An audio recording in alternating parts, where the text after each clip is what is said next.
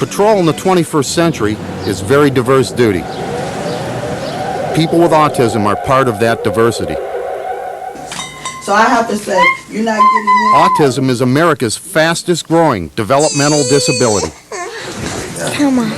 You will meet children and adults with autism. This briefing will provide some tips about how to resolve the situation effectively. These can be risky calls.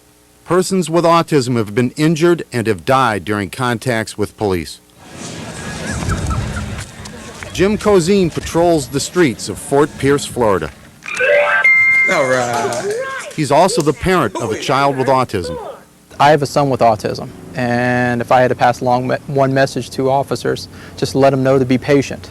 Autistic people do things differently than normal people, and once you learn to recognize that, if you learn to give them a little bit of room and a little bit of time, you can accomplish your objectives without anybody getting hurt. Renee? Noah's behaviors can be seen in other children with autism. Dad, go it!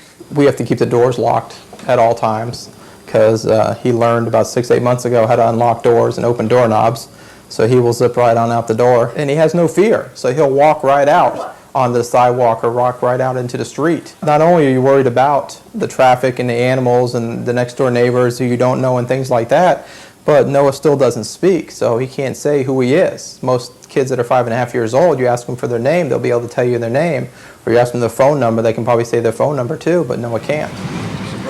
Jim knows that children with autism may run away. Too often attracted to water, drowning is a leading cause of death for persons with autism. See the monkey? Yes. My turn, my turn. 8-year-old Brandy likes to play with her sister, likes playing with her rabbit, and likes to have fun on the computer. She also likes to run away. Woke up Wednesday morning at about 7 o'clock in the morning, and we were getting ready. We're going to get ready for school.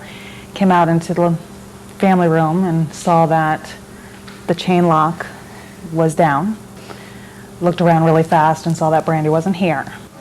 This morning, Brandy propped a chair under the front door and tried the chain lock. When this failed, she found a pail in the utility room and tried for the chain to the side door. She then made her way to the family room, where she had success, and slipped off the back door chain lock. Brandy worked the locks open,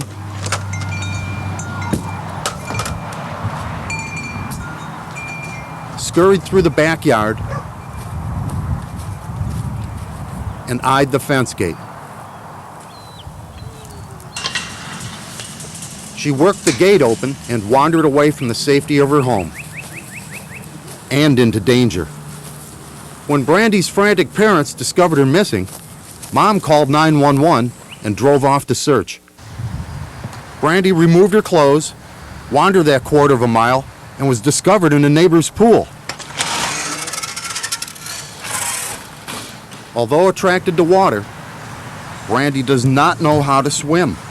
911, please fire and rescue. I have a disabled child who ran away from my home. The autistic child? Yes. Okay. She just the officer, ma'am, calm down. Where she is? I know where she is if you calm down and listen to me, ma'am. Yes, ma'am. Okay, hold on, and I'm going to get the officers who have her. Hold on. Thank you. All right. I got there, and there were 3 officers there when I got there. I got Brandy dressed. They told me that she wasn't wearing anything. For Brandy and others with autism, the touch of certain clothes or fabrics are a sensory overload. Brandy's mom was grateful to hear that the officers knew something about autism. They were very, very nice. They have been going through training so that they understood that she has autism, that she does run. And they were very helpful because of the training that they've gotten already, that they understood what the situation was, that child welfare would not be brought into it. They would help us by flagging our address and phone number in the computer, by putting into the computer that we have a child with autism. It would automatically come up that we have an autistic child in the home. Obviously, we still have things that we have to do around the house to keep her inside, but it was a relief to know that the police understand what we're going through. The officer stayed here for a while, and we talked, and he asked questions about autism. I thought they were wonderful. I mean, they really went above and beyond.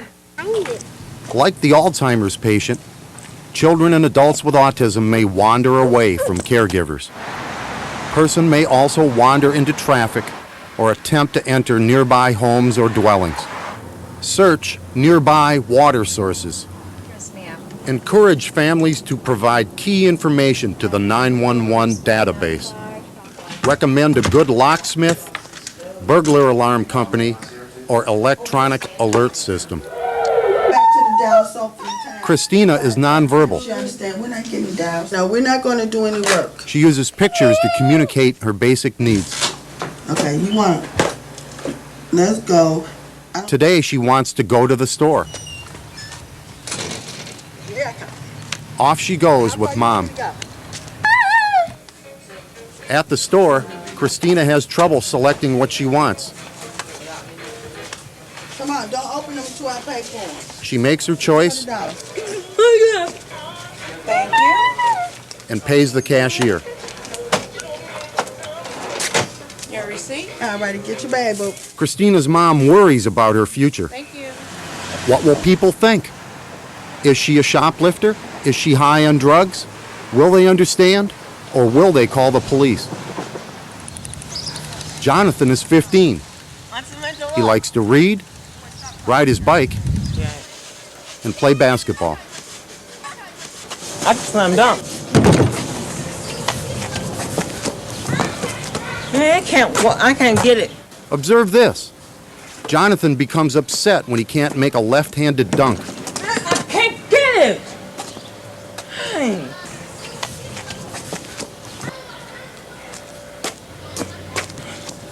I can't get this ball. Dunk accomplished, Jonathan immediately calmed down. In school, Jonathan does not have a behavior file at all. He has never been in any trouble whatsoever in school. It's at home where he stays in trouble. He stays in trouble at home. He is at times very aggressive. He is extremely strong, which I presume all children with autism are probably as strong if they are able to, if they are at that level, okay? He may get hurt because they may assume that he's on some type of drugs, and he will flip people around because he is that strong, where you could grab him and next thing you know, you may be on the ground and they may pull their weapons. But I also want him to know that police officers can be your friend. That's where you need to go. If something happens, you need to find a police officer in a uniform and run to them.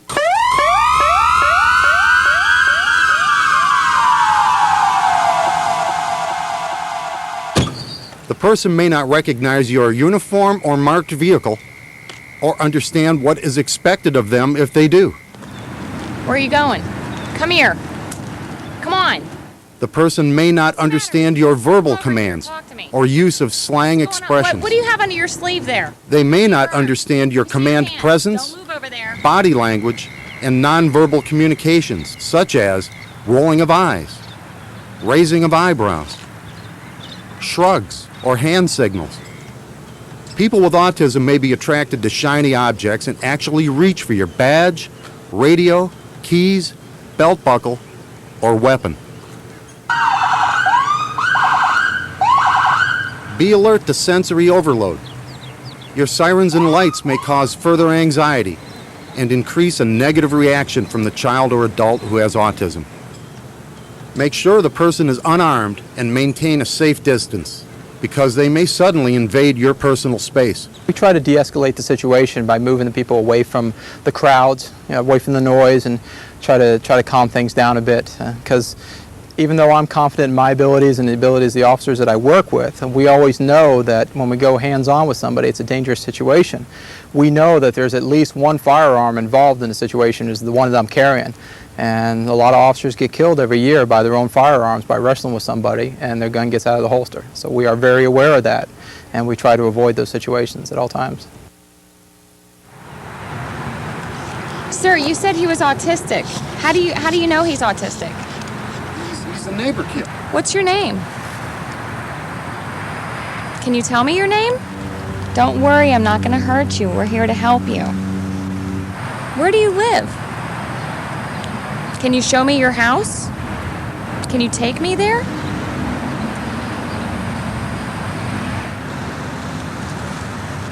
Can you write it for me? It's okay. I won't touch you. Don't worry, I won't touch you. It's okay.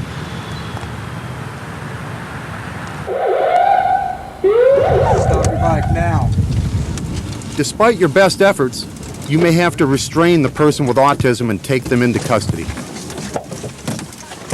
You may be responding to a public safety emergency or a criminal justice situation. People with autism may have underdeveloped trunk muscles and may not be able to support their airway. Avoid positional asphyxia. After takedown, turn person on their side often to allow normal breathing to occur. Monitor the person's condition frequently to prevent further trauma or injury. People with autism may have seizures. Up to 40% of this population has some form of seizure disorder.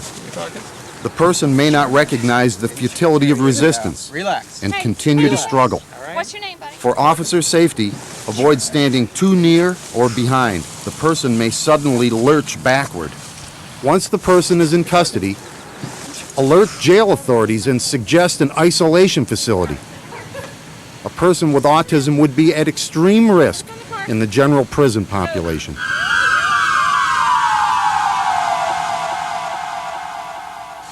What's your name? Brad. All right, Brad, I'm going to read you some Miranda warnings. I want you to pay attention to me. Can you hear me? Yes. Okay. You have the right to remain silent. Do you understand that? Yes. Does he really understand his Miranda rights? Here are 4 people with autism being asked about their constitutional rights. Do you waive your right to remain silent? Can I get you to waive it? Right. If the police were to come and talk to you. Well, the police will talk to me, huh? If they did, and they asked you to waive your rights, what would you say? Is that your right or your left? Oh, so you'd waive your right then. But, so then you'd feel it'd be okay to talk to him? Yeah. Do you waive your right to remain silent? Yes. Do you know you have a constitutional right to not be questioned? Yes. Do you waive that right? No. You don't waive that right? Yes. You do? Mm-hmm. Okay. You waive your rights? Well, right hand. Expect your interview to take longer. The person may have the information you need, but they may be difficult to understand. What's your address? 1274 Southwest 16th Avenue, Boca Raton, Florida 34586. 334-561-399-59451. So that's your address and phone number, right? Mm-hmm. Okay. Here are some tips for interviewing a person with autism. Do not take a lack of eye contact, the changing of subjects, or answers that are vague, evasive, or blunt as evidence of guilty knowledge. These are common characteristics of people with autism. The person may truly not understand Miranda warnings, even when they say they do. The verbal, higher functioning person may have autism or what is called Asperger's syndrome. They may be overly influenced by standard interrogation techniques and produce a misleading statement or false confession. If you've learned that the person has autism or Asperger's syndrome, prior to questioning, contact a specialist familiar with these conditions. Get to know people with autism wherever they live, work, or go to school. Together you can learn to recognize and respond to each other in a safe, non-stressful environment. And this card has what? Helpful hints for me? Yes. Okay, it says to use simple language. Yes. And I should speak slowly and clearly. Yes. Have I done that for you? Yes. And I should remember that each individual with autism is unique and may act or react differently. And I should contact a responsible person who is familiar with the individual. Who would I contact for you besides Nicole? Well, his name is Steven. Steven?